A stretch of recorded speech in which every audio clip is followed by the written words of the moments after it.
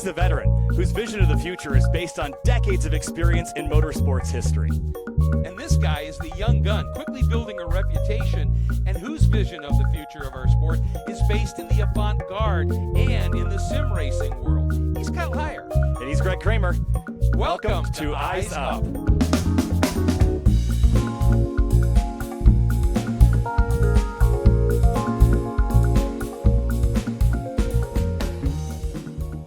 Hi, everybody, and welcome to Eyes Up, the new podcast that we're certainly hoping is going to take the motorsports world and the rest of the world by storm. We're certainly shooting for that. I'm Greg Kramer, co-host is Kyle Heyer, and we are really looking forward to this show for a variety of reasons. Most of all, certainly, the guest we're going to have. We'll get to him in just a second here.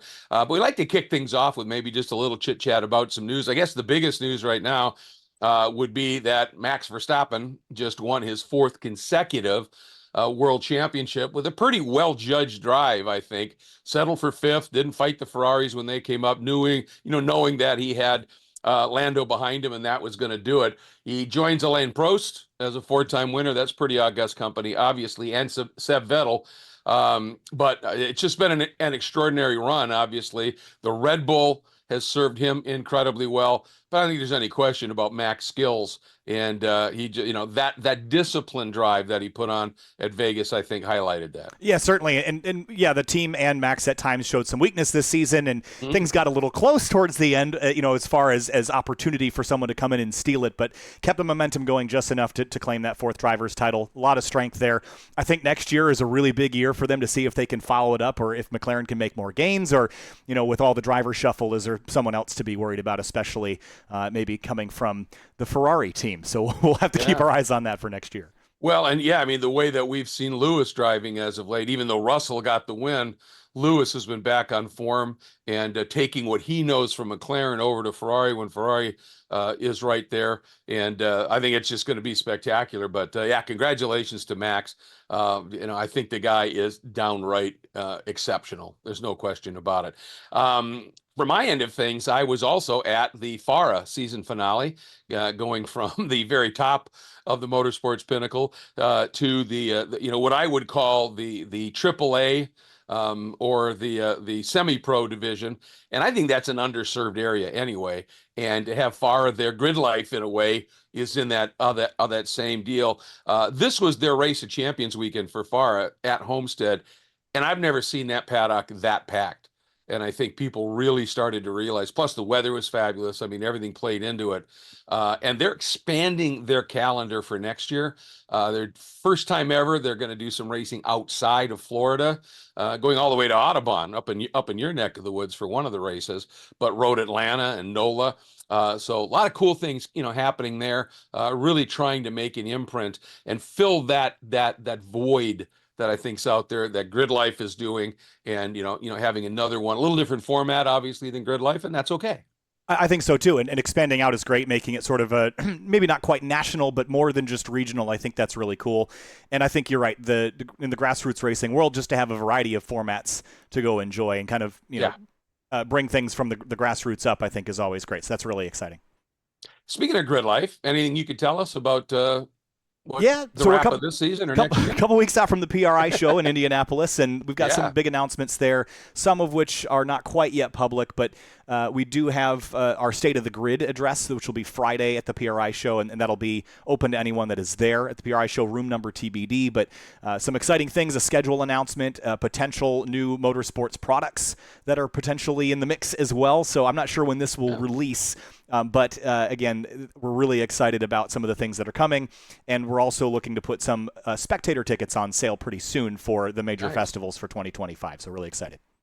And let's talk real quick. There's always something evolving with iRacing, and obviously you in particular. But as of late, I'm pretty fascinated and connected to the sim world and everything. What's happening? Well, today there was a news announcement about iRacing working with Microsoft, Microsoft Research specifically.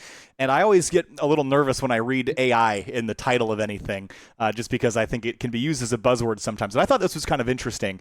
iRacing's working with Microsoft Research to take a look at developing an AI foundation for enhancing iRacing's artificial intelligence in the simulator. So when you race offline, when you're racing against computer components, so using AI to train the cars to race better and race more naturally, and also AI-based coaching, which I thought was an interesting thing, something that iRacing could offer within the simulator.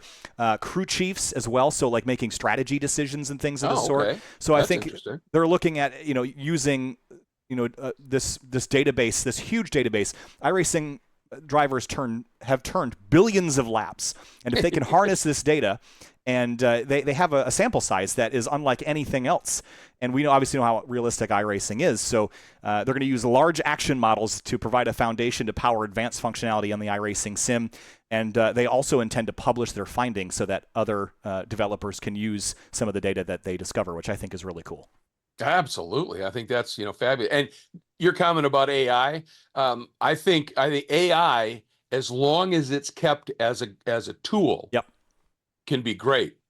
The minute AI becomes a crutch, right, that's when I think all hell can break loose. And so I think if it's managed right, it's a cool thing. I think the bit about training the artificial intelligence drivers in the sim is interesting because they have data on hundreds of thousands of users driving in a realistic human-like manner.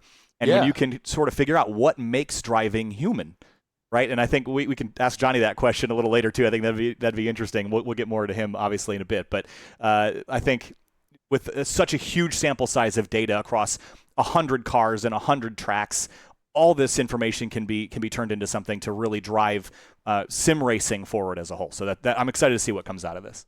Yeah, I think that's got massive potential. Really, really interesting. And that's one of the things that the younger drivers that are getting into the sport, are able to benefit from that they didn't necessarily have, back in the day, as they say. So it might be interesting to hear our guest comments about that too. So let's get to them, shall we? The guy that we're going to be bringing in here is unquestionably a legend in sports car racing. He has been inducted into 2 Hall of Fames, the Corvette Racing Hall of Fame and the Sebring International Raceway Hall of Fame. And we'll get into some of the numbers and everything. But the way that I want to kick this off is, for many years, because of his, when he was younger, his bright red hair and a lot of it, he was called Johnny Red. And now I think maybe he needs to be called Johnny Reinvention, because every time it seems like there's been a point in his career when it could have gone south, he's found a way to reinvent himself and come back even stronger. And of course, folks, we're talking about none other than Johnny O'Connell. Johnny, welcome. Great to have you here on Eyes Up and our second ever podcast here. Just an august guest that you and I have a lot of history together for a lot of years. And I know you and Kyle have some more recent history together with what you've been doing in SRO. Welcome and really appreciate it, bud. Oh, happy to be here. Like you mentioned, we do have a lot of history and a lot of laughs. Yes. It's always fun doing things like this and sharing stories and we both have such tremendous love for motorsports, but sports car racing in particular. So yeah, always fun to do this. Cool.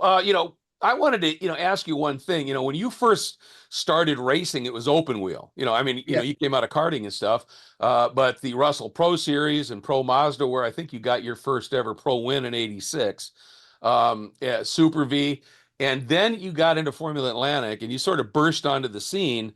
I think it was it '97 or '87? At St. Pete. It was a rare televised race for Formula Atlantic back then. First ever race, was that your first race in Atlantic? Because you put it on pole and won it. Yeah, that was actually the last race. I'd already won the championship. Remember, gotcha. there was a Formula Atlantic West and East. Calvin Fish won the East, and then and then that was their last race of the year. But they had that runoff thing in Memphis, and but yeah, the very last race of that year was St. Pete, and it was me and Calvin, and I came out on top. And wasn't Paul Tracy running in that too? Tracy was in that one too. That was early Paul Tracy. I think he was a mid-pack guy then. But yeah, no, that was what a wonderful car that was, the Raw Yep. RT4. I still think Atlantics are one of the best, formula cars. The big tires and Oh yeah, yeah. that was a fun era. Standing starts. It was good. And you're right. It was my objective was to stay in open wheel stuff. I actually had Bobby Rahal and Jackie Stewart behind me. Went over to Europe. I tested against DeFerrin, Coulthard, and Mika Salo was quickest. The sad part of the story is that even with Jackie Stewart and Bobby Rahal trying to help get me over there and find money, American companies didn't want to. If they were going to spend money in Europe, they wanted to spend it on a European. So got the call to do Indy Lights for Chip Ganassi. Yep. Horrible team, but we still managed to. We won the final race of the year. Towards the end of the year, we started figuring it out a little bit, but and then again, I think I had a 5-year contract with Chip. And then they realized, why are we paying Johnny when European guys will pay us? And so that was really, what led me, to look at the sports car thing. And I got an opportunity with Nissan and made the most of it. I would say, what, coming from the open wheel ranks and, what you were driving, they were never the most powerful cars. But they had amazing handling, amazing grip, and all of that.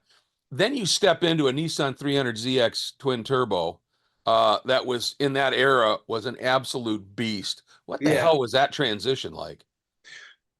Well, I had to learn how to make that car go well. That was one of a lot of guys tried driving that car. It was not an easy car to drive. But the power was crazy. I think back then we were 780 horsepower and 710, foot-pounds of torque.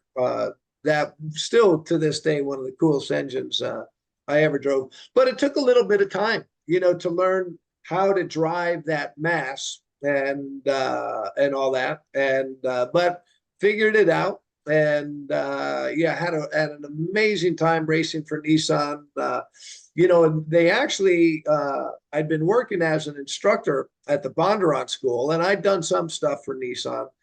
And the GTP team, NPTI, was actually testing on the East Track at Firebird, where Bondurant was located. And I just went over there, to shake hands and kiss babies. And one of the engineers there was like, "Hey, Jeff's got to leave early tomorrow. Do you want to finish his work for him?" And I'm like, "Are you kidding? This is to drive the GTP car." And I'm like, "Heck yeah." And they had Lyondike there and Bob Earl, and within 10 laps, and that track, this is pre-data. This is pre-data, but I could see where Jeff was braking, what gear he was using just by listening. So within 10 laps, was able to get within a second of them.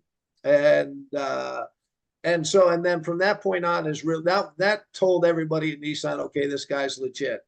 And originally I was going to go and race the P car, but then that program folded, and then they moved me over to the GTO program, which was just amazing in its own right. Yeah. That had to be that step. Not just in terms of going from open wheel to that kind of power and that mass and all of that, but also, going from when, back at Sonoma, when you're Sears Point, when you were a Bondurant instructor, and we've talked about this many times, you used to go have to take tires out of the tire barriers to put them on your road car to keep it moving, to suddenly essentially being a factory driver. Yeah. No, it happened pretty quickly. And, yeah, you know what? I always had it in my mind, I'm not going to quit. In go-karts, I had guys tell me, man, it's a shame you don't have money because you're really talented. And then when I got into cars, guys saying the same thing. And, I just always felt, that I would get an opportunity, that I get a break. And, it was funny. I was in Vegas over the weekend coaching guys in Ferrari Challenge, and to be around Formula One, I there is still a little tiny bit. Yeah, it's like, man, I wish I'd had that shot. I think I could have Sure. done well. But things turned out great. Yeah, I mean, the years with Nissan, and it is, going from driving, back then, that Nissan, you had one button, and that was to talk back and forth to the pits. You had brake bias, and that was it, and H pattern gearbox. And now that, I mean, the technology is great, but it is, I kind of miss the old school where you could really tell who could drive.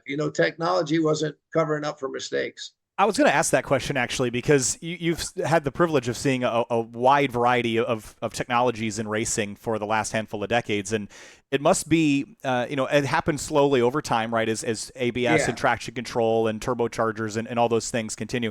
What's been, for you, your favorite piece of technology, maybe one that you would like to do without nowadays? Oh, man. I'd like to do without it all. Me,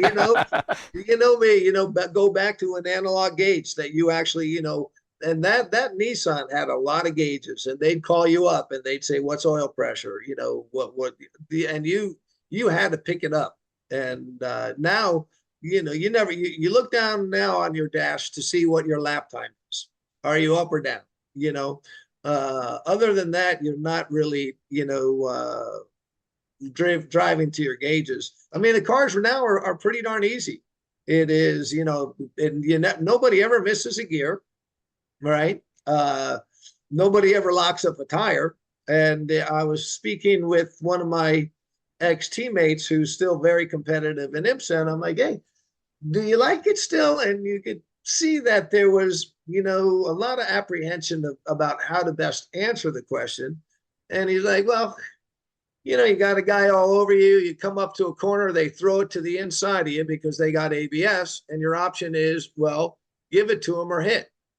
Yeah. And so, to me, the best thing that could happen in motorsports is to get rid of ABS in sports cars. Because braking's a skill. Okay, let's keep the paddles and all that kind of stuff. But when traction control first came on the scenes, it was pretty crummy, and it was like 94, 95 was the first time we had, and it just changed the spark a little bit. But now, oh my God, all right, well, I'm starting to go loose. So, I can, determine when and how much, TC I got. I got a lot of tunability. So it just, takes away from the driver skill. When you have to manage your tires, and not with a computer, but with your right foot, that I think that's a good thing. You can tell who's talented and all that kind of stuff. So Kyle, I mean, the changes have been huge. I mean, when I started out, you had a pit board, and so that was all. You couldn't even talk to anybody. And the technologies, it's cool, it's great, but look at how expensive the sport has gotten. Sports cars. I mean, I heard, for a GT3 car to run Daytona now is $900,000 for Daytona, one race. And so, it's just, I just don't know how any young, talented guy can really rise through the ranks these days. That's some pretty crazy money. Yeah, and I guess you kind of led into a tangent question I had about, in the same vein, I think we've seen homologated classes become bigger and bigger and bigger. GT3, GT4. Now we've got GTP on the IMSA side as well, or I guess the resurgence or the recreation of GTP. Where the manufacturers or the chassis builders are building cars that you purchase versus a team building a car to a spec from scratch. I'm sure you've had experience driving and building and owning teams with both of them. Are you a builder, or do you like the convenience that comes with getting a part off the shelf? Well, I've just been a show up with my gear and drive type guy. So I can't speak to that. But what I can speak to is in 1994, I think, it might have been 93. But one of the representatives from the other manufacturers came up to me and he said, "You're going to kill him next year."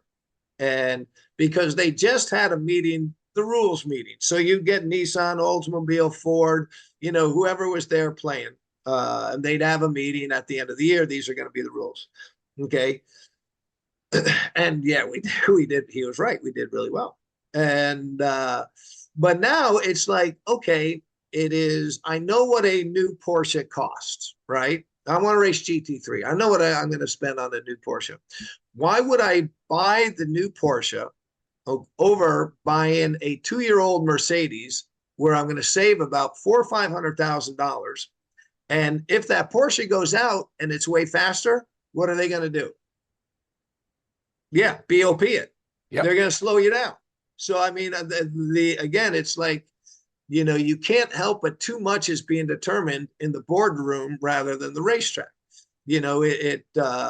2000, at the end of 2000, Corvette went over to the ACO. Corvette had done their first year at Le Mans, and they did well, but they didn't win, so they went back over, to France to talk to them and like, okay, we need this wing, okay, we need this restrictor, and telling all the French what they needed to be competitive, and the ACO was like, no, you must make your car better. And I mean, wow, what a novel idea. Yeah. You spend a little bit of money and make your car better. So, I mean, it is, I kind of like that approach rather. I mean, if I have the option of building a $5 million race car or a $2 million race car, and I know that they're going to BOP my $2 million race car to make it even with the $5 million race car, it's kind of silly. So, I mean, there are, there are a lot of really cool things about what's going on in the sport, and the technology is cool. So, all right, to get back to your question, since I built you a watch, the one thing I'd keep is air conditioning. There you go. I can sympathize with that one for sure. Yeah. After a few of those runs at Le Mans, in the heat of a French humid June, I'm sure that's cool. I want to, getting back to that topic of, sort of two things here. One, I'm with you, and obviously we're kind of the same era, right? So I'm sure we sound like, like the two older guys going, well, it was better, and but the simple fact is, back when you were starting in racing and in those earlier days, racing was truly an art. Yeah. Heel and towing a 900 horsepower car as you're trail braking into a corner and then not having the back end snap out. I call that the ballet of racing, was keeping that thing under control, and you're doing it yourself. And that, as you said, that's where you can shine. And I think we've seen now technology has sort of overrun the art of the sport. But it seems to me it also coincides with, and there are arguments where people say we have to make this now a pro-am sport because it's the wealthy gentlemen and ladies that are coming in that are going to keep this sport alive. And so now you got to make the cars easy for them to drive, which, makes it not very challenging for a pro. Yeah. And I asked James Weaver once after he'd retired, and I asked him, he was at Motorsport, and Dyson was running that really pretty LMP2 Lola, the Lola Mazda, the coupe. Yeah. And it was gorgeous, right? Wasn't that quick in a straight line, but it was gorgeous. And I asked James, I said, do you regret retiring when you did, because you never got to drive this? He said, not at all. And I said, why? Yeah. And he said, because to me, the sport's going in the wrong direction. And he said, give me that car with a proper 1,000 horsepower, I'll unretire today. Yeah. Yeah. I mean, without the aids. I mean, that was the magic of a driver, wasn't it? Yeah. No, it was. And it is, I mean, nobody's ever going to go backwards, unfortunately. Nobody, I think they could make it a lot better by getting rid of the ABS, leave the traction control. And then, and there would be a bigger separation between the pros and the AMs. I mean, and I get, I understand that, you need the wealthy guys, to help, but there have always been the wealthy guys. You go back to the late 80s, there were the wealthy guys. All through the 90s, there were the wealthy guys.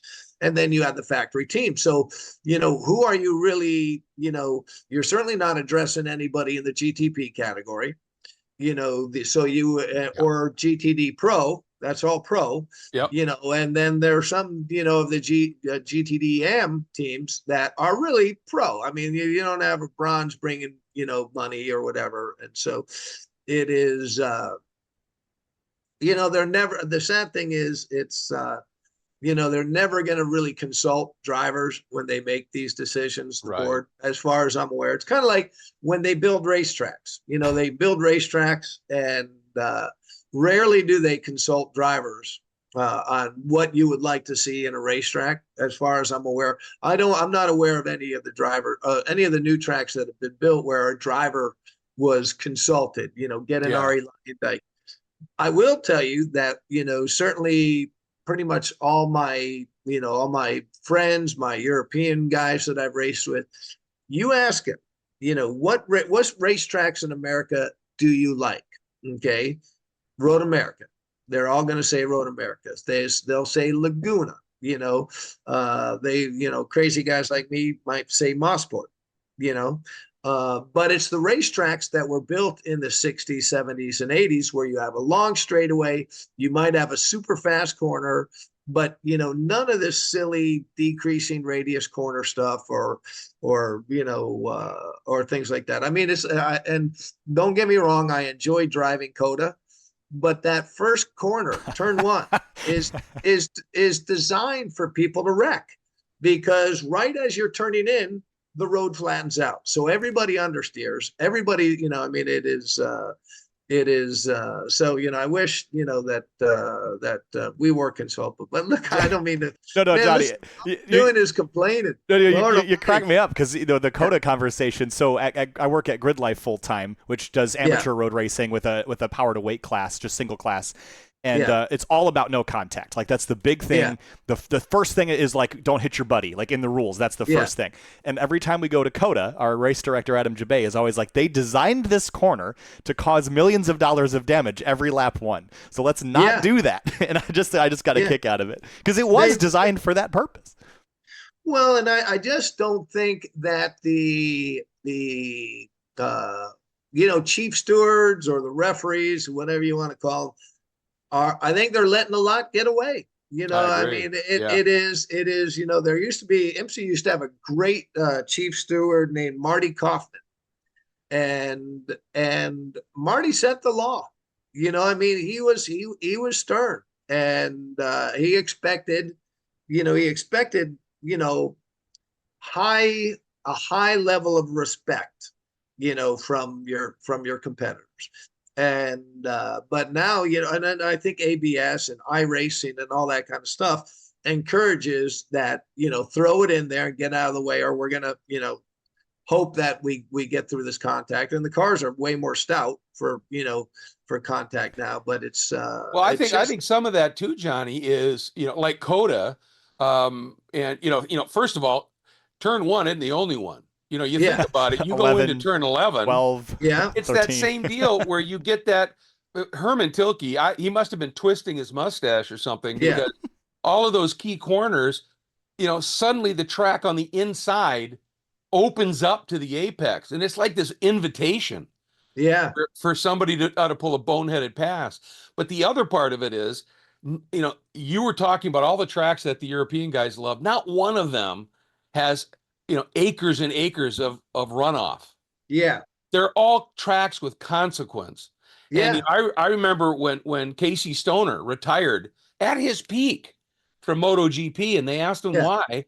And he said, because these tracks with all this runoff is promoting massive disrespect from the other riders. Yeah. Because they'll just throw it in there, and okay, you hit and you slide. Yeah. And when you were racing a track that was dangerous, you were careful. You respected what was going on out there. Yep. No, it is. I'm right there with you. I mean, it's like Laguna. I mean, I love Laguna, but now it's all right. Now, before it was okay, dropping wheels in the dirt. Now it's like 8 feet of asphalt. Then we're adding this, and it is what makes drivers great in my mind. Little things, nuance. But it's that ability to have confidence that you got it. So, like, you take turn 2 at Motorsport, okay? when, again, they made motorsport safer, but you needed commitment. And there was a difference between the fast guy and the slow guy. You take the kink at Road America, R130 at Suzuka, you can go all around the world to these corners where there's a difference between the fast guy and the guy that's a little bit back. And you know what? Danger's part of it. Sometimes people wreck and sometimes people get hurt. We all go into it knowing that, and so it is. I'm with you. I mean, like, what is one of the coolest laps you could ever drive? The Nürburgring, the Nordschleife. You're playing for keeps. You're playing for keeps. Yep. And and I'm sadly I've driven it a lot. I've only done the 24-hour once, but they literally start the drivers meeting off with, so far 32 guys have been killed here at the Nürburgring. You're awake, all right? This is serious business, and I think when the consequence is that serious, then the racing becomes a little bit more respectful. I agree. Yeah. I think another of those corners, and you, like you said, there's legions of Eau Rouge, all that. Yeah. But the old dip at Road Atlanta, that was just so scary, but so amazing. And now it's just, now you come barreling down into 10, and if you overshoot, you go into the gravel and it's just and I think we've seen this in other series too, right? Like when you look at and how we talk about technology, but the safety of the race cars too, which is a good thing. But you look at NASCAR with the next gen chassis and how much more robust that car is. How the level of respect has dropped so much because there aren't consequences for running into people. Yeah. And Johnny, I'm sure you've seen this at times too with GT3 cars. Those cars are pretty robust now. And it's just, you can rub fenders, you can rub wheels, you can bump nose to tail, and it doesn't destroy the car. So, it's easier to get away with things that in the past might have ended a lot differently. Yeah. Well, and my worry is, there are so many shenanigans going on, and nobody's got hurt, but it doesn't mean somebody's not gonna. And how, what a tragic thing that'll be when that happens. But when you have that mentality in your racing, and then you go to a place like Le Mans, or you go to some of these other tracks, Spa, Road America, these really, really fast places, you're always just this close to something bad and tragic happening, even though everything is far more safe than it's ever been.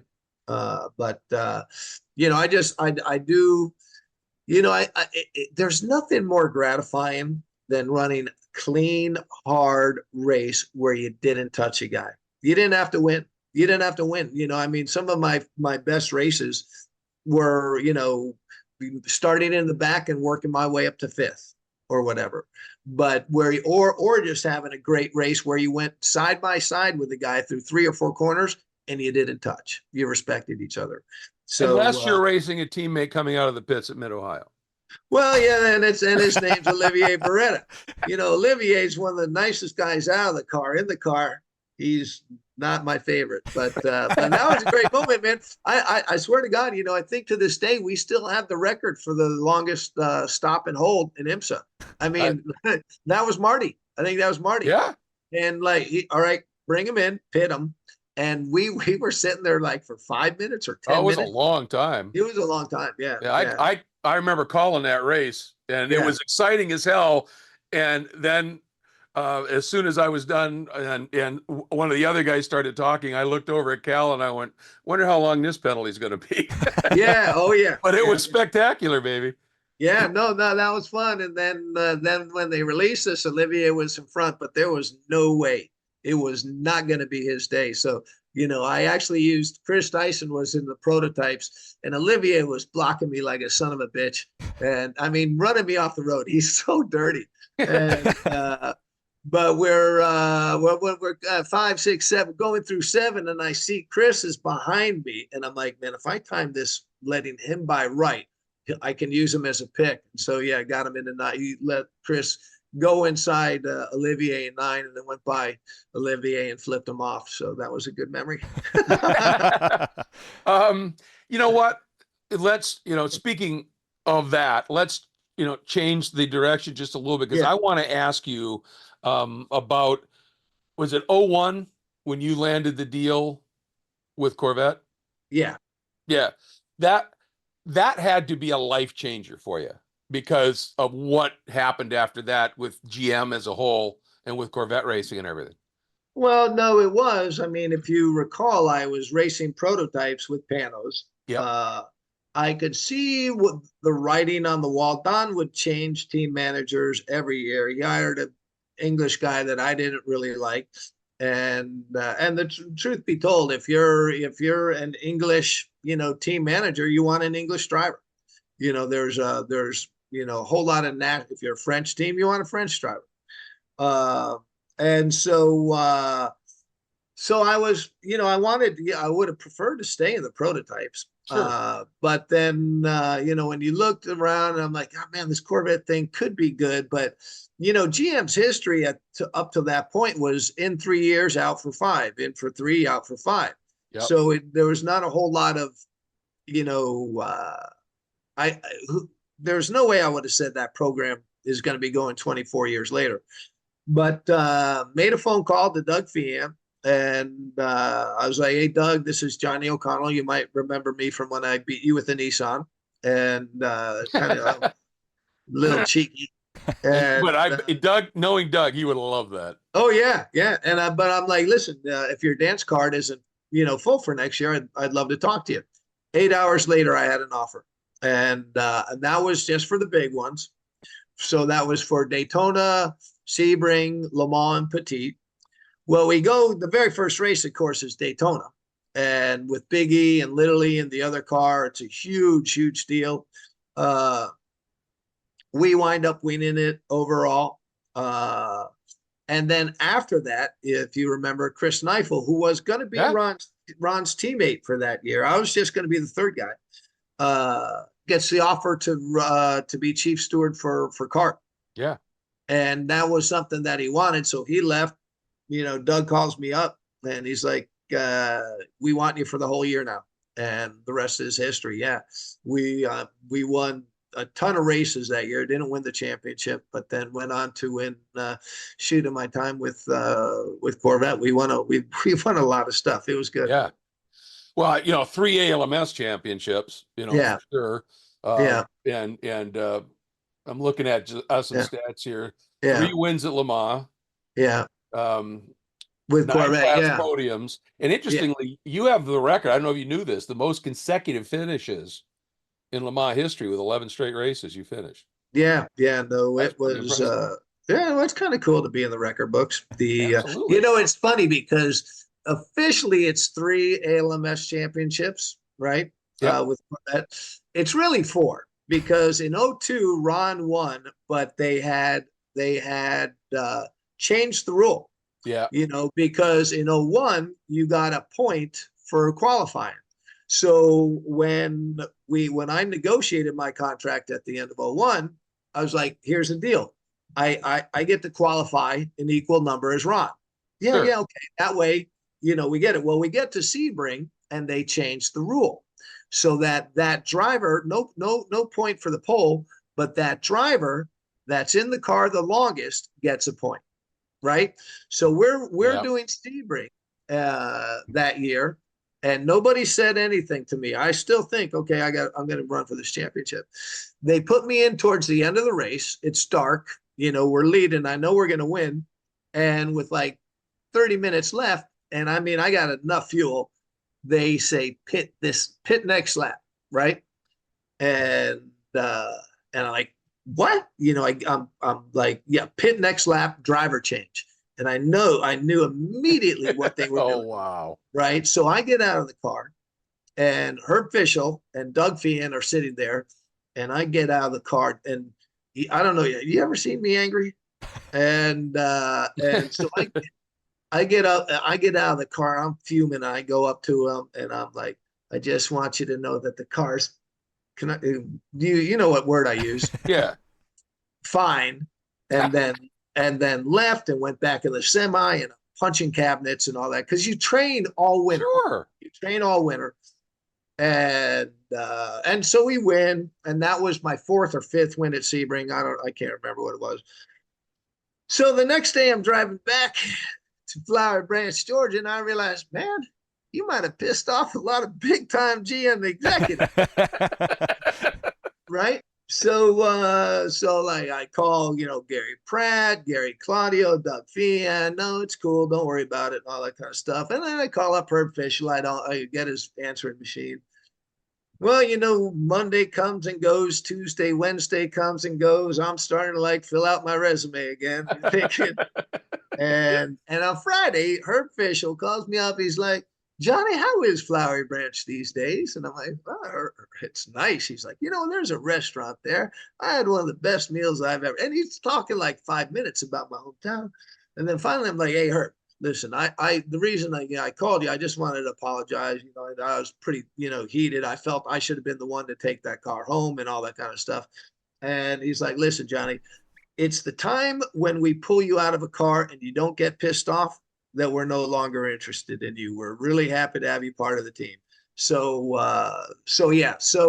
we go through the year, Ron wins the we win the championship, but yep.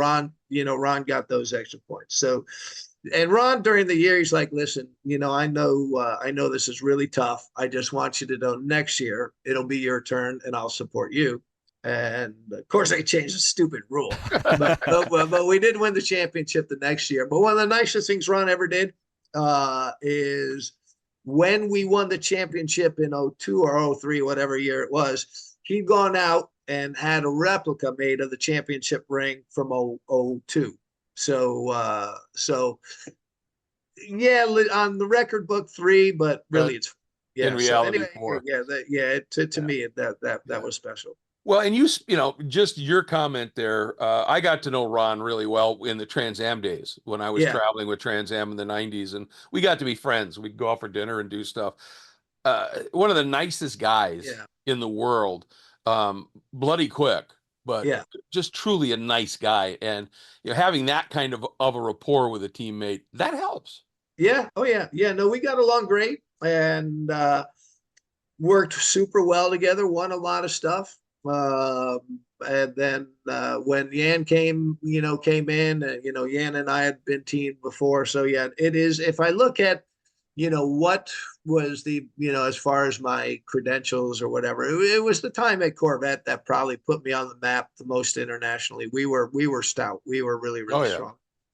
And then the years, it's so funny because initially I considered it a step down when they moved me over to the Cadillac program. Those were some of the most fun years in my life. Going back to standing starts, don't have to share a car.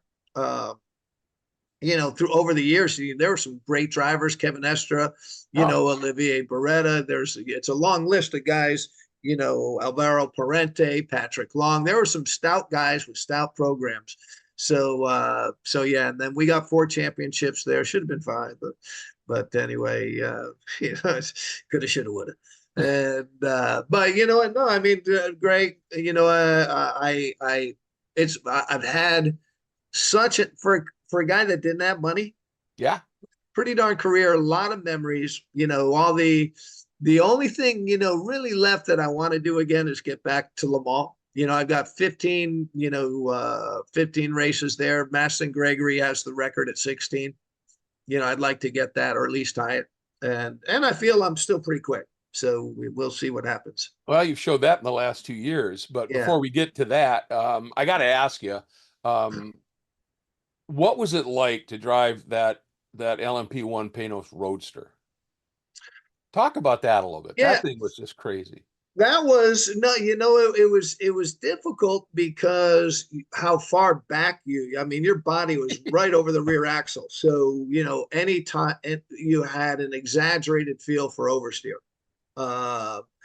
In my mind, conceivably in 2000, we might have been able to win it. I think we finished 5th overall that year. But Don, Don just would, if it another $1 million, And, would have got us there.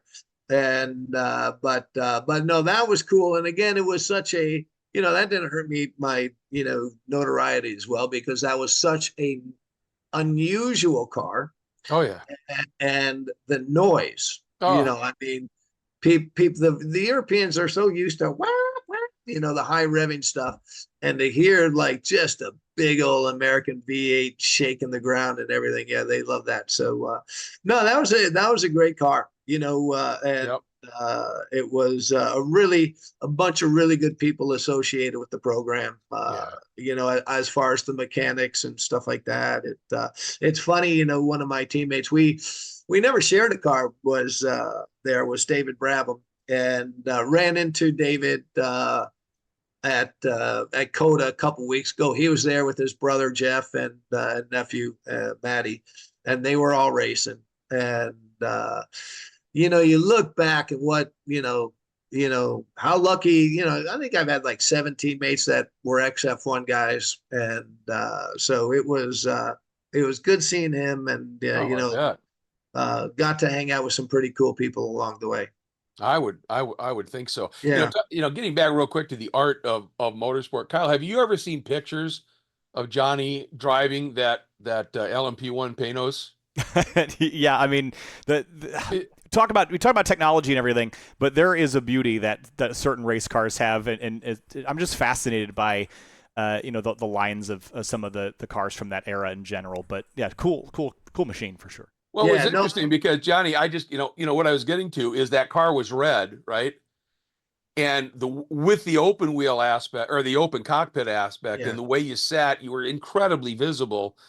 And Johnny's helmet pattern with those red things, it was like you were seeing the wind blowing alongside of your helmet, taking the red paint and blowing it right across your helmet. It was just so cool to see.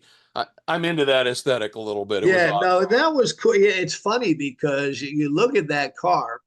One of my favorite pictures is me coming out at turn 7 at Sebring, and JJ Leto is behind me in the BMW. And it's funny because you would think that the Panos had such a low profile, but that BMW was even tinier. And there's that. And then somebody, it's somewhere, God, but a picture of me at Silverstone. And I'm like just barely cresting the rise. It's a beautiful picture, but they took the picture right as I was blinking. So it's kind of, I thought, yeah. So it looks like I'm using the force. But that's fun.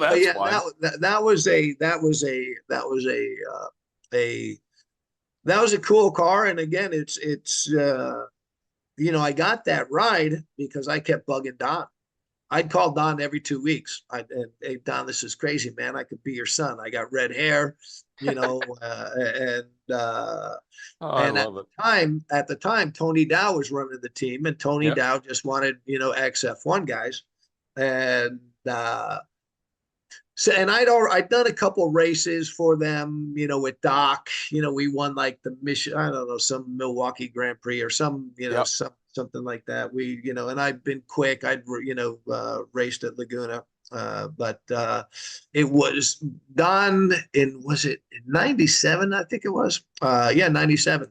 I'm at Indy, and I'm hoping to get a ride, for the 500 and all that kind of stuff. And Tony calls me up. He's like, Don wants you over at Le Mans. And I think it was Julian Bailey that they bumped. Okay. Yeah, Tony wasn't happy about it at all. So I go over. They don't put me on the American team. They put me on the French team. So Jean-Paul Giriot and Claude, and we got Eric Bernard and Christophe Tinsu. Luckily, I speak a little bit French. And but they don't put me in their car until the last hour in the dark on the first day of practice. And I don't think they're, it's like, stupid American and all that kind of stuff. Well, I ended up being quickest. And I get out of the car, and Trio is like, Johnny, we are so happy to have you on the team. We are so excited for you. And Tony comes up, and he puts his arm around me, and he's like, I don't know what they're so excited about. I knew you were going to crush it. And from that moment on, I was one of Tony Dow's guys. And Tony, I really loved racing for, because he spent money, but he wanted to win. And you could tell he wanted to win. And that really so much of the success of that car is because of Tony Dow. Oh yeah. Yeah. I mean, Yeah. put huge amounts of effort into it. Yeah. I don't know about you, Kyle, but I'd like to hear what a little bit of Johnny just telling us what it's like driving Le Mans. And, you know, from the era, what was your first start was at 94 94. with Yeah. the Nissan? Yeah. You know, from then through the end of the Corvette era, I mean, there were changes at Le Mans, Yeah. but the track is just a beast, especially at night. It is it's magic. Yeah, you you really can't even it's hard to put into words, I you bet. know, the feeling of coming through Tetra Rouge and you look as far as you can see, and it's just the Mulsanne straight. And the rhythm of the place, you know, it takes a giant set of balls going through the Porsche curves. Uh Commitment like you would not believe. And you go to such a cool place, you know, in your mind, concentration level wise. Every condition, hot, cold, you know, 3 o'clock in the morning, it's raining cats and dogs.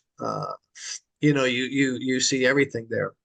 The you When you've done it, you show up and you enjoy it and all that kind of stuff. And you know, it's racetracks are funny. Once you've won someplace, it's easier to win there again. You know, it is. I mean, 9 times I got on the podium there. Most guys never see that. Uh, this is how special it was. So, like when we were with Corvette, you have your own room there at the track, a shower, you got massage therapists, you got doctors, you got chefs. Everything's easy. 2016, I got to do it again with a privateer team in a C7, and total low budget deal. Sleeping in the back of a semi, showering in those nasty bathrooms in pit lane. Yeah. Like, and I mean, you want to talk nasty, that's next level, you know, that's third world stuff. Yeah, especially Sunday morning. Oh Yeah. gosh. Oh, Oh, it's disgusting. yep. That might have been one of my favorite because the just you know, it'd been 5 years since I'd been there. Yep. And just falling into that rhythm of, okay, the first chicane, now you're going down to the Dunlop corners, and just, you know, making every lap magical. And like, you know, the time at Le Mans, you want to be in the cars like 4 in the morning, 4:30 to 5, and be in the car when the sun's coming up because the track gets wicked fast. And you're just looking, you know, after exit of every corner, you look down and you're like, yeah, you know, and just, you know, coming across, you know, start finish and seeing what your lap time is. It is one of the, mentally to me, one of the coolest things in the world. So yeah, that place is it's special. It's special. So it'd be fun to get back there. Going back there in 2016, how much had changed, and how easy was it to fall back into that rhythm? Oh, totally easy. Yeah, the circuit really hadn't changed. To be honest with you, you know, they had instituted a lot of, you know, technology because Lord knows we got to spend more money on technology, but like virtual safety car stuff and things like that. So, but as far as the driving on the racetrack, wet or dry, yeah, no, it was same. They hadn't altered anything, so it was. I mean, it's so ridiculously cool, you know, and Yeah. you know, you're trying to get every little bit. Like somebody's coming by you, you side draft them. Yeah, anybody, you're trying to get everything. So it is pretty hairy, but man, the level of precision is pretty cool. Did you ever have the opportunity, you know, not during obviously a hot Yeah. session when you could just drive the track in your street car, you know, and where you come out of Arnage and you get to that point where you peel off into the Porsche Yeah. curves? Yeah. Did you ever go straight there? Well, no, in a streetcar, yeah, Yeah. like they used to. I didn't get to race it. You know, No, it's funny. exactly. Yeah, But I yeah, mean, just when I did that, yeah, and I was sitting, Davy Jones, it was my first Le Mans, and Davy traveled with me, and it was like 2 years after he'd won it, and he'd never done that. And yeah, I didn't read, you know, we said, well, okay, we're done. Let's get back. So we yeah, just went straight. And I remember Sam Posey telling me about, you know, in that era, there was this little bridge just as, it wasn't even a bridge, but it went over this creek, and he goes, in a streetcar, you barely notice it. Yeah. At 190 miles an hour in a 917 or a 512, it'd get the car start to pogoing. Yeah. Right as you bend it into those crazy curves where you'd exit at Maison Blanche, which was the wall of a house. Yeah. I'm driving through that, and I was telling Davey about it, and he just blanched. Yeah. I mean, what they used to do there is insane. It is, and the requirements are different. So like you go back in the old days, with the old circuit, you could do it with two guys. Yeah. Because the cars really weren't that athletic. I mean, the G-forces in the corner, the braking, a percentage of what they do now. Yeah. Now the racetrack, you've got more corners in it. You got the chicanes. You go into the Porsche curves, and it's funny what you said about those bumps. There are no bumps entering Porsche curves until 21 hours into the race, and then you realize, holy crap, my back's killing me. And every time you go in there, but that's 6th gear, brush of the brakes, down to 5th, back to flat out. I mean, if like Sir Isaac Newton saw it, he'd be like, no, you can't do that. So it is, it is pretty ridiculous. And it is, it's significant, it is, you ask anybody, what race, would you want to win? Everybody would say Le Mans, and Le Mans is the only race that you go to a NASCAR driver, you want to do Le Mans? They're going to say, yeah. Formula One guy, you want to do Le Mans? Yeah. IndyCar? Yeah. I mean, it's not like you go to a NASCAR driver, you want to do Monaco? Nah. They don't, well, Le Mans Mecca, isn't it, for sports? It is. Yeah. To me, biggest race in the world. Yeah, no question. Racecraft wise, I want to go back a little bit when you were talking about you and Olivier in that fabulous battle where you were banging doors in pit lane and everything at Mid Ohio, and you let Dyson through. Yeah. And use that. That's something, like when IMSA or ALMS would go to Long Beach, and because of the lack of paddock space, they wouldn't bring the PC class. They wouldn't bring the AMP, the G. It would be the 2 pro classes. And I'd always try and point out, you are watching now, and the drivers in GT are every bit as good in the pro level as those in prototype. Now you are going to see a game of chess play out, because it's not just the overtaking guy using one of the other class cars as a pick, but the guys in the GT cars, they're communicating with those prototype drivers to say, not yet, I'll let you through. I mean, talk about that level of racecraft, because you're doing it at amazing speeds. That's some serious bandwidth going on. It is. It's first off, it's easier to be in the fastest category because everything's in front of you. It's much more difficult to be in the slower category, the GT category, because you're racing the guy in front of you, and you got to be aware of guys coming up from behind, the prototypes. So it is knowing how to let somebody by, you're looking forward, you're looking back. If you don't want them, because like if a guy sticks you at the last minute, you both lost time. Like if you're going into a corner and a guy comes inside you, well, now you're on the outside, you're struggling for grip. He's on a tighter line, so he can't go as quick. So, one of the things you'll do is if you check your mirror and you're like, okay, we're coming to the braking zone and he might throw it in there, you just take their line away. So like if I move to a defensive position, that tells them, okay, wait a corner or take the outside. Take the outside all day long, brother. You want to take that risk, but there is a whole lot of that, timing and all that kind of stuff. And then you add into that, you're racing a guy in front of you or behind you, you got to think about how your positioning is so that they can't take advantage of it. So it is, doing that while, while keeping it in one piece. But it's fun. I mean, it is, you go to a really cool place in your head. I would think. And, on that technology front, I was going to ask you, there's a lot that I know you're probably not crazy about for the reasons we've already discussed, but how about the radar that Corvette used in the rear view camera, in the pitch dark where all you'd see is headlights telling you where that car might be? That had to be kind of handy. That was all right. So that was after me. We Oh, developed was that that after you? Okay. that was after me. We developed that though on the Cadillac. Okay. So we did a bunch of the testing for Corvette on that. We never used it in the Cadillac. The interesting thing, and they outlawed that. The interesting thing is that with the radar system working, this is according to Gary Pratt, guys were over a second quicker. Wow. Wow.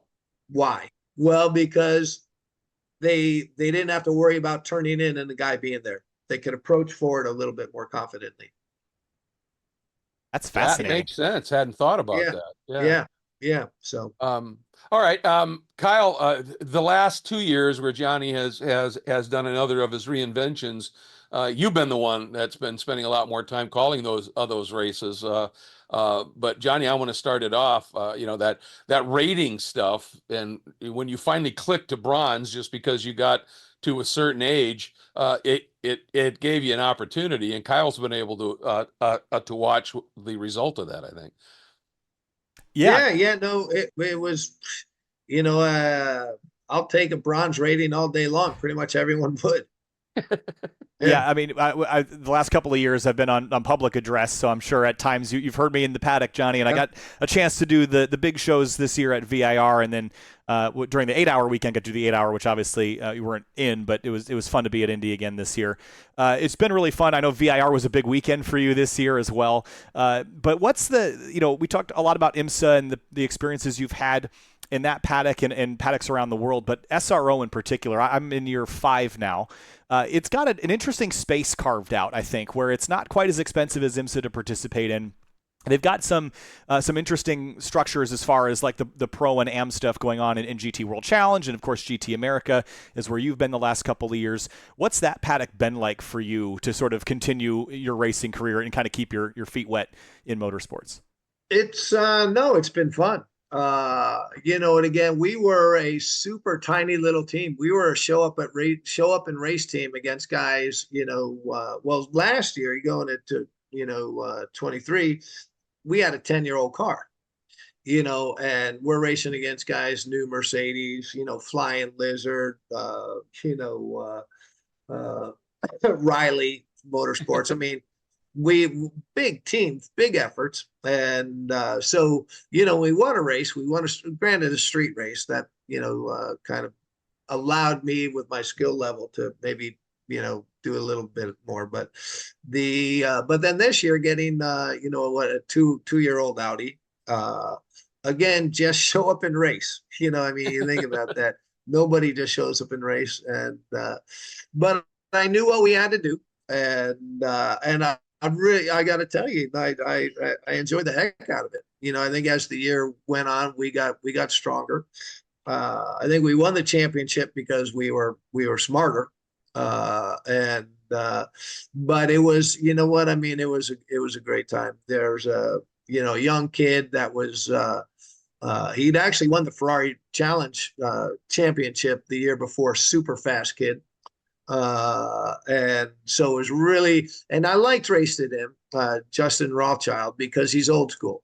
He raced with respect. We the only time we touched was when I passed him on the last lap in the rain, and then he turned me backwards, but I forgive him. That was a fun battle for us to follow too all year, because it was like, watching the experience versus, the new kid on the block, which for Greg and I is sort of the topic here, for us being in the announcing profession. It's sort of the same thing. Like, I learned so much from Greg. I'm sure Justin learned a lot from you, but was there anything that he taught you this year at times when you were trailing him?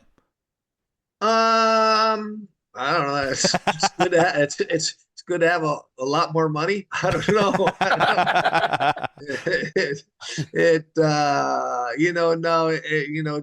He did a great job. He had a really good guy working with him, coaching him, one of the factory BMW guys. And I enjoyed it. There are a lot of things in SRO I would do differently. I go back to 2016. Jordan Taylor and I were good buds, and that's when we were doing standing starts, 50-minute sprint races, and all that kind of stuff. Fair amount of factory involvement. And Jordan Taylor came up to me and he's like, right now, most of the guys in IMSA would rather be doing or World Challenge. It was cool racing. It was cool. Standing starts and all that kind of stuff. I think the GT America platform, is awesome. 45-minute sprint race, all that kind of stuff. I think they play with things too much. Now it's going to be a 50-minute 2-driver thing, I guess. So yep. I'm like, I don't know. Well, like racetracks, they never talk to me. Yeah. Well, I think it's interesting because one of the things I've always really liked about the GT America side of things is the ability to use older cars, which it can't be done in GT World Challenge. And I think, why do you think that more teams don't take advantage of that? Is it just because those older cars have a harder time being competitive, or is it something else? Well, the technology, even with BOP, you take a 10-year-old Audi. All right. Well, yes, they have ABS, but ABS has improved so much over the past 3 or 4 years. Yes, they have traction control, but it's one knob, not two. You're right. Yep. So it is, and the car's not as stiff. The car's got some miles on it. So it is, but yeah, so it is, there, and, I mean, us with the Audi was a great car, but again, Audi's no Audi support. So we had to be super careful just because there weren't parts. So but yeah, I think it's having a GT3 sprint race. I think is brilliant. A 45, 50-minute GT3 sprint race. And I think, I mean, if I was working for SRO, I'd be going over to IMSA and stealing those guys. I don't know why they don't.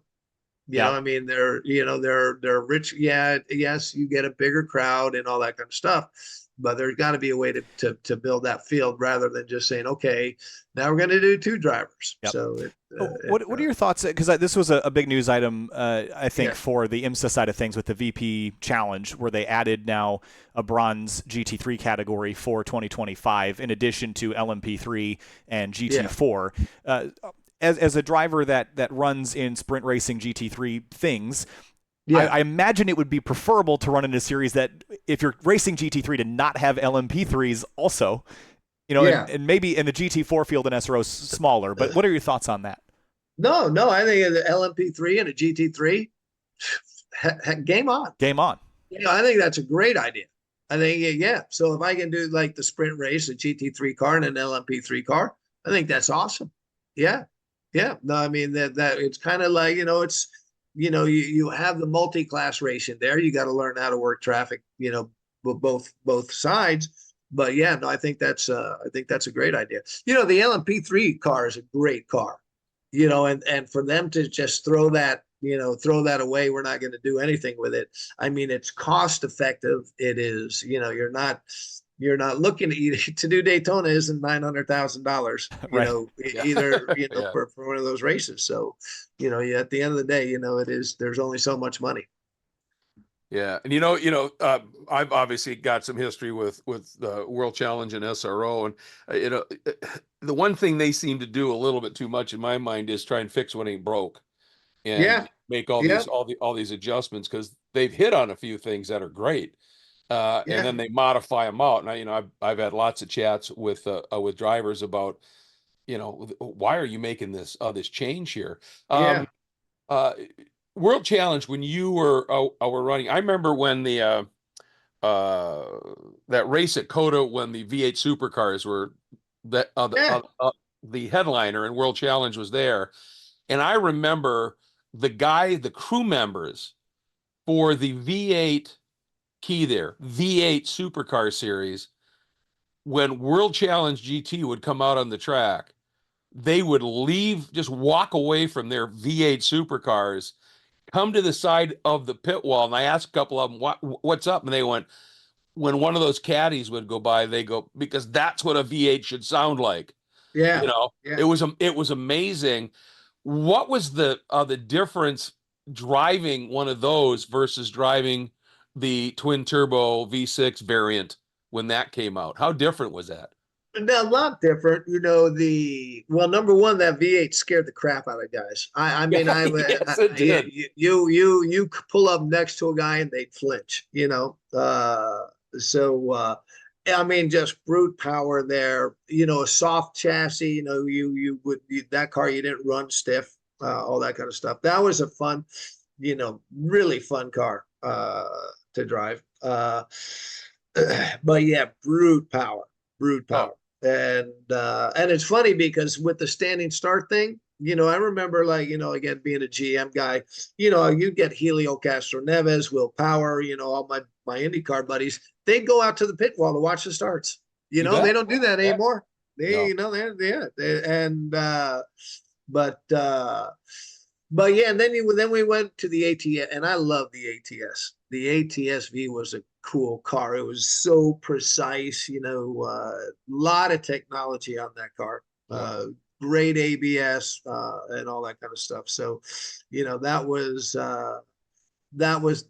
fun. Was there a big speed difference between the two? No, you probably could have made the CTS-V go faster with the aero. The aero was better on the ATS-V, but and then you had more tunability with traction control and all that kind of stuff. But it's funny. People ask me, what's your favorite car that you've ever driven? And you really can't pick one. I mean, it was I loved racing the Atlanta car. 2 weeks ago, I was at Buttonwillow and seeing old Formula Mazdas, those were fun. I mean, you go back, I was racing against Krosnoff, Kendall, Dave Kent Waits. There were a lot of really fast, talented guys in that era. And, then in Atlantics, Paul Tracy, Calvin Fish. Yeah, I mean, it's a long list of guys that I've been lucky enough to race against. Well, I know one of the joys that I had, either from standing watching it or announcing it, was, and usually, oftentimes you were alongside of me in the booth, was watching Formula Mazdas come through turn 10 at Sonoma. Just absolutely in those massive drifts, I mean, they were a fun car. Getting back to your championship this year and even your success in the 458 last year, you may not have had any factory money or big budget, but you did have a secret weapon, I think, named Rosella. Yeah. So she's something. It is. Well, you know what? It in my early days, you didn't have an engineer, and that was again one of those things that separated drivers. Did you know how to set up a car? Did you know what a bar change did, ride height, spring, yada yada yada? And so, Rosella Manfredo, I think is the last name, something like that. I just call her Ross, but is one of the better engineers that I've ever worked with. And she has a true understanding of everything, which is why she was the representative to Ferrari from Michelotto. And one of the reasons I think that she was so good is that she used to be raced. She was a very good race car driver. Very, like a lot of people, though, didn't have the dough to continue on. But Rosella was very, very fast. So that when I explain something to her about what I need, I don't need to tell any engineer I need this spring rate, that rate. I just, a race car driver's like going to the optometrist, better, worse, better, worse. But over the years, you develop a pretty good feel for it. This is what I need. I got to steal that, by the way. I need a little bit more mid-corner grip in 3. Okay. The rear's unstable going into 8, all that kind of stuff. What am I doing with my feet? What am I doing with my hands? And she understands what a tick is. I need just a tick more here. So we worked really good, really well on communicating and her taking my words and what I would write down on paper. We'd always debrief on paper, and then saying, okay, I'm gonna add a little bit more, rebound here or bump here or ride height or whatever it was. But yeah, she very, very smart lady, and I'm just very grateful. I mean, again, driver's just a quarterback. We this year's championship, the wins and all that kind of stuff. It's a team effort, and could we have done it without her? Boy, I tell you what, I'm glad we had her. Yeah, Rosella Manfredo. She's pretty impressive. Yeah. One last gear change here, pardon the pun. Any advice you have to a very talented up and coming broadcast announcer like Kyle about how to do TV? You know what? Be authentic. I mean, we live in a world where, I think, it is, you know, we all are trying to be aware of being politically correct at all times. I have never, I've rarely been. So, which is probably why I'm not doing TV anymore. I'm not even gonna tell that story. But Which one? well, no, it was like back when I was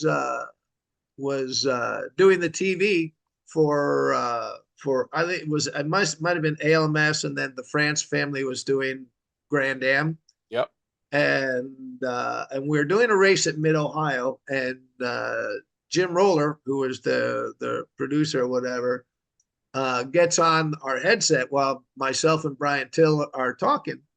And he says, I doubt either of you guys have the balls to point out that the GT1 cars are faster than the Daytona prototypes. And so I immediately raised my hand. I'll take that one. And needless to say, it was at the end of that year where Grand Am and IMSA merged, and I stopped doing TV. So I think go figure that one out. Brian Till was like, God, man, why did you bite on that? I'm like, yeah, whatever. But oh man. But you know what? It is number one. You're not going to learn much from me. You will learn from Greg. One of the things Greg knows the sport. He knows what drivers are thinking. His years. Working as a flagger and all that kind of stuff. He knows the sport. He loves the sport. But yeah, then just get out and meet the drivers, listen to their stories, and all that kind of stuff. And never forget humor, Johnny. Never forget humor. Well, I think camaraderie is important. Part. Yeah, I think that's a big piece. And Johnny, I'm sure DJ Clark, who's the other PA announcer, and he and I have a pretty good thing going on. But it's funny you bring up the political correctness because I've been at SRO now in some capacity, not as a full-time person, obviously, but for about 5 or 6 years. And you learn to have to, because your bosses are the series, right? So you have to play around the edges.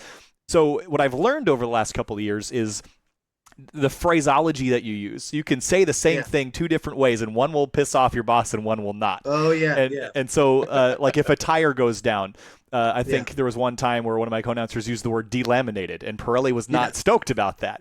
But, getting a puncture, maybe not so bad, but it's that's just a fun line to have to play, and it's something that you get used to after a while. But it is fun. Yeah. It is. Well, I will enjoy watching you and your career grow. And Greg, that I am always at your beck and call. You and I have been friends for a long, long time. So we have, and I appreciate it, and having you come on and do this. And I know it's getting a little late, long in the tooth here, but we're going to have you back, because we never got to the Lucky Monkey story. Oh, we could totally do an episode too. Let's do it. We never got that, so let's have you back sometime, John. There's a lot, and then I'll share about the lean years. What's it like when all the guys that you've been beating are going on and you're still eating macaroni and cheese? Yep. So, well, that's that reinvention thing I said at the top of the show, and that commitment and drive to just not fail. And I think that's something that Johnny, you are an absolute icon for, in and of itself, and just a treat. Thank you so much, Johnny, for taking some time here. I just want to point out one thing real quick. I just thought this was. We'll end with to me, a staggering stat. As of, I think, it may have been the end of last year, maybe it's this year, over 380 races, 195 podiums. Holy That's 52%. The races Johnny O'Connell has run, he's ended up in the top 3. And the rest of them, I destroyed millions of race cars. No, you know what? You know what? It's funny. That is, a 52% podium thing. That is, that's cool. I guess cool. I knew what I was doing. Sure did. Sure, still do. I believe you did, sir. You bet. All right. Thanks All so right, much, guys. Johnny. We appreciate it. And Kyle, I tell you, a true legend, no question about that. You look at his achievements, winningest driver ever at Sebring in terms of class wins, just amazing, and still kicking it, man. He just won last year. He won the Masters Championship, and this year he actually won the SRO3 Championship. Still getting it done. Yeah, still getting it done. That's what I was going to say. A legend for sure, but there's still pages to play out. I'm really excited to see them in the coming years here. Yeah, absolutely. Looking forward to it. Thanks, All right. guys. We'll have you back. All right. All right, everybody. Johnny O'Connell. By the way, that shirt, that gives you a little idea of his respect for the history of the sport. That's a Hans Hermann shirt from 1954. That's pretty darn cool. So Johnny representing the history of the sport as well as the present, and as you said, Kyle, undoubtedly the future. Thank you so much, everybody, for joining us here on Eyes Up. And just absolutely enjoying it. We're so excited about this podcast, and having a guest like Johnny with us to be able to really kick things off is pretty special indeed. So once again, we look forward to seeing you in the next episode of Eyes Up, presented by Full Send Sims.